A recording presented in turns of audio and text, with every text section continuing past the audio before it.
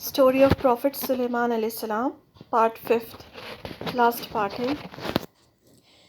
ملکہ سبا کے بارے میں ہم پڑھ رہے تھے۔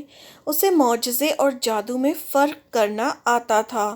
وہ اتنی سمجھدار تھی، جبکہ اہل مکہ قرآن کو جادو کہہ رہے تھے اور آپ صلی اللہ علیہ وسلم کو جادوگر کہتے تھے۔ اہل مکہ کیا کہتے تھے کہ یہ قرآن مجید کیا ہے، یہ تو کوئی جادو کی کتاب ہے، اور آپ صلی اللہ علیہ وسلم نعوذ باللہ کیا ہیں، جادوگر ہیں، کیونکہ آپ قرآن مجید جب سناتے تھے تو ان کو لگتا تھا کہ یہ ایسا کلام ہے جو کوئی انسان نہیں کہہ سکتا، اور جو اسے سنتا تھا اس پر کچھ نہ کچھ اثر ضرور ہوتا تھا، تو وہ کہتے تھے کہ آپ صلی اللہ علیہ وسلم جادوگر ہیں اور یہ جو کلام ہے یہ جادو ہے۔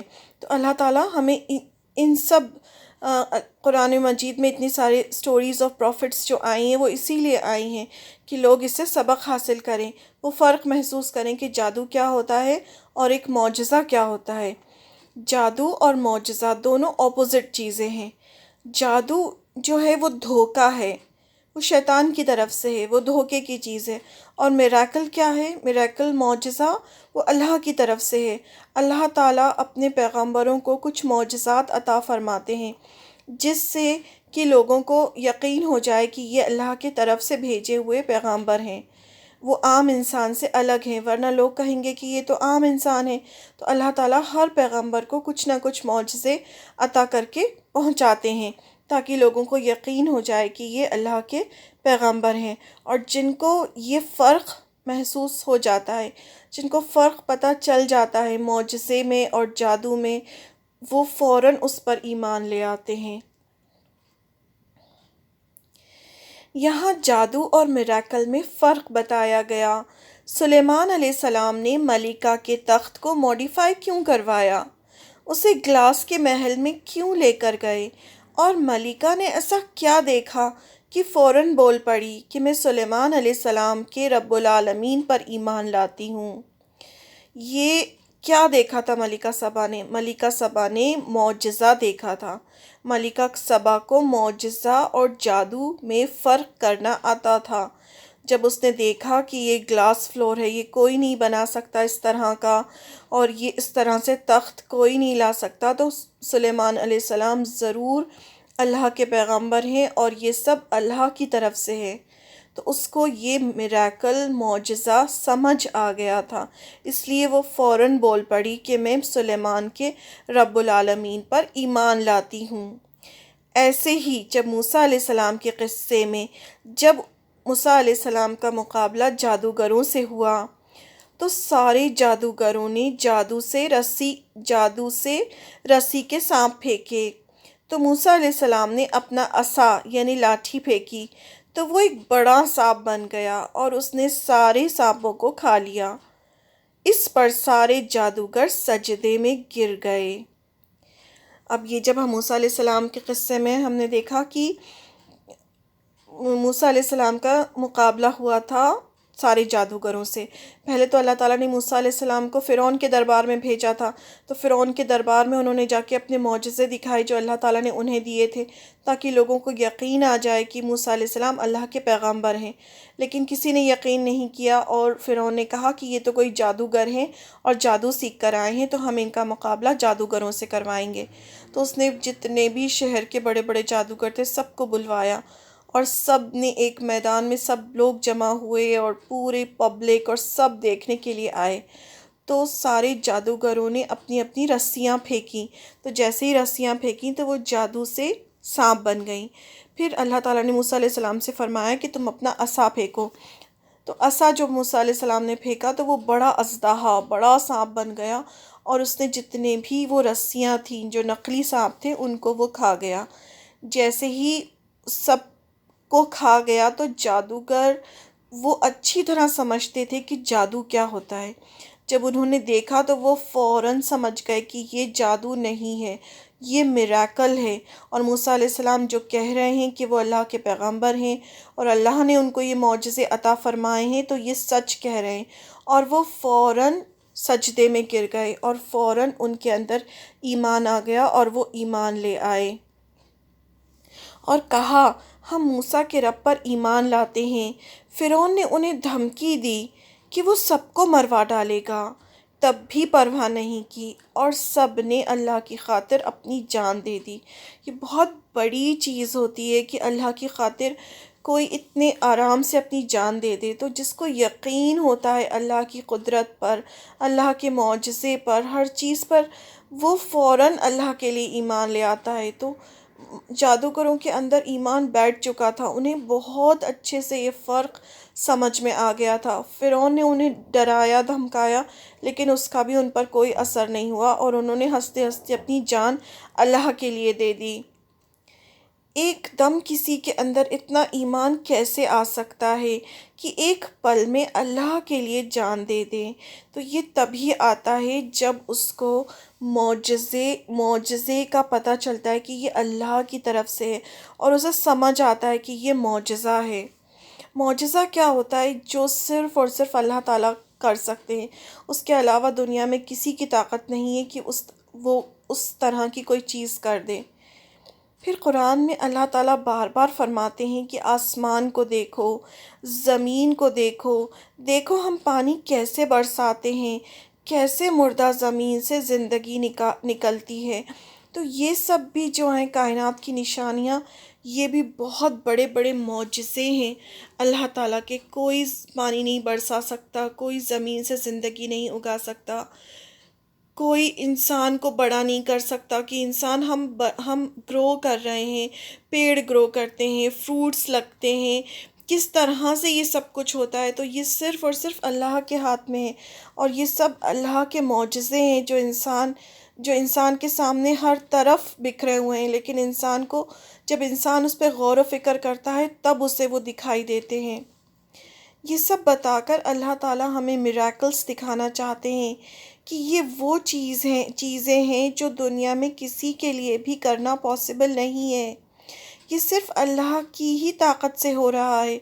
جس کو یہ میریکلز دکھنے لگتے ہیں، اسے اللہ کی عظمت سمجھ آ جاتی ہے اور وہ دل سے اس کے آگے جھک جاتا ہے۔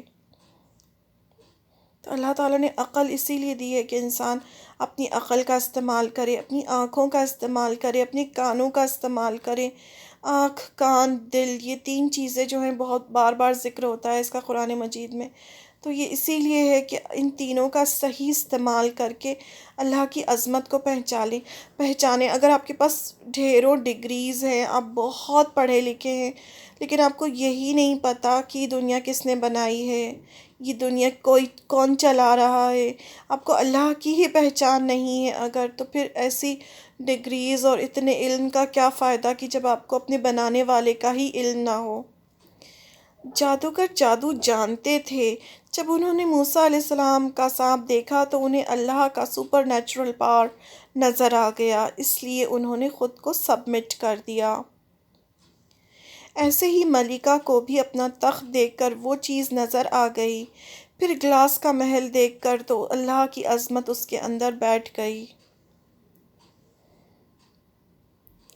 ہاروت اور ماروت کو بھی اللہ تعالیٰ نے اسی لیے بھیجا کہ لوگ میجک اور میریکل میں ڈفرینشیٹ کر پائیں، لوگوں کو پتہ چلے۔ اللہ تعالیٰ نے خود ہاروت اور ماروت کے ذریعے جادو سکھایا کہ دیکھو یہ جادو ہوتا ہے، یہ جھوٹ ہے اور یہ دھوکہ ہے۔ جادو کیا ہوتا ہے؟ نظروں کا دھوکہ ہوتا ہے، کوئی ریالٹی نہیں ہوتی اس میں، صرف دھوکہ ہوتا ہے۔ تو یہ دھوکہ ہے اور یہ حقیقت ہے، یہ سچی چیز ہے۔ میریکل جو ہوتا ہے وہ سچی چیز ہوتی ہے۔ جیسے عیسیٰ علیہ السلام کو بھی اللہ تعالیٰ نے میریکلز دیے تھے۔ عیسیٰ علیہ السلام مردے کو زندہ کر سکتے تھے، پھر مٹی کے پرندے بناتے تھے، اس میں پھونک مارتے تھے تو وہ اللہ کے حکم سے اڑنے لگتا تھا۔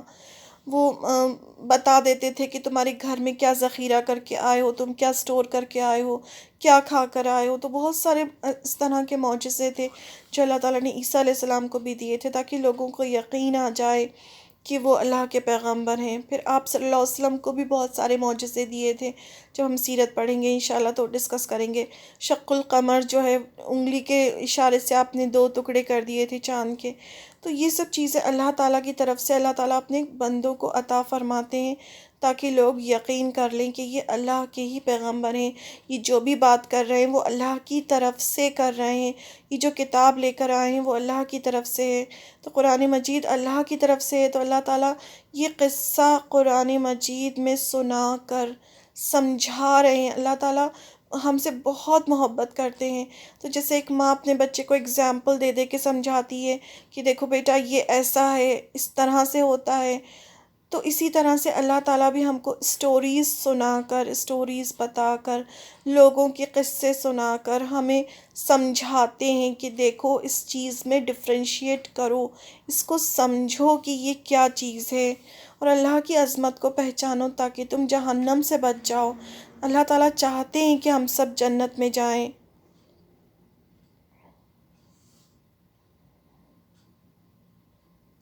ہمیں بھی اللہ تعالیٰ فرماتے ہیں کہ نیچر کو دیکھو، جس کو تم اللہ کو چھوڑ کر پکارتے ہو وہ ایک مکھی بھی پیدا نہیں کر سکتے۔ یعنی جن بتوں کی عبادت کرتے ہیں یا لوگ قبروں پہ جا کے قبر والے سے مانگتے ہیں، تو غور کریں کہ کیا وہ ایک مکھی بھی بنا سکتے ہیں؟ وہ ایک کچھ بھی کریٹ نہیں کر سکتے۔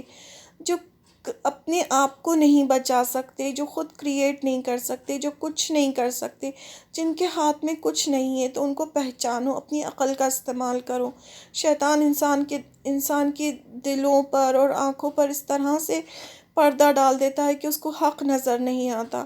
جب ہم قرآن مجید پڑھتے ہیں اور یہ آیتیں ہمارے سامنے سے گزرتی ہیں تو وہ پردے ہٹتے ہیں اور پھر ہمیں حق نظر آنے لگتا ہے۔ تو اس لیے ہمیں اپنی سمجھ کا استعمال کرنا چاہیے، ایک ایک آیت پہ غور و فکر کرنا چاہیے کہ اس میں اللہ تعالیٰ ہم سے کیا فرمانا چاہتے ہیں، کیا حق ہے اللہ کا، کیا ہم حق ادا کرتے ہیں اللہ کا، کیا ہم دل سے اللہ کی عظمت کو پہچانتے ہیں، کیا ہم دل سے اللہ کے آگے اپنے آپ کو سرنڈر کیے ہوئے ہیں، کیا ہم اللہ کی ساری باتیں جو حلال حرام ہیں اسے مانتے ہیں۔ تو یہ ہماری سلیمان علیہ السلام کی سٹوری تھی۔ اس کے بعد انشاءاللہ ہم الیاس علیہ السلام کے بارے میں پڑھیں گے۔ سلیمان علیہ السلام جب تک رہے، جب تک بنی اسرائیل بہت اچھے سے رہے، انہوں نے بہت دین کا کام کیا، تورات پڑھی جاتی تھی، ہر طرف اللہ کا نام بلند تھا، سب کچھ بہت اچھا تھا۔ لیکن سلیمان علیہ السلام کے بعد، ان کی موت کے بعد، شیطان نے جب اس طرح سے جادو کی کتابیں نکال لیں اور ہر طرف جادو، اور پھر سے دوبارہ سے شرک پھیلا، اور کوئی دوسرا بادشاہ اس قابل نہیں تھا کہ وہ پھر سے حکومت کرتا اس طرح کی، جس طرح سے داؤد علیہ السلام، سلیمان علیہ السلام نے کی۔ تو پورا جو کنگڈم تھا، جو سلیمان علیہ السلام کا جو کنگڈم تھا، وہ 2 حصوں میں ڈیوائیڈ ہو گیا، اور 2 حصوں میں ڈیوائیڈ ہو کے الگ الگ بادشاہ بن گئے دونوں حصوں میں، اور اس کے آگے کا انشاءاللہ ہم اگلے بار پڑھیں گے۔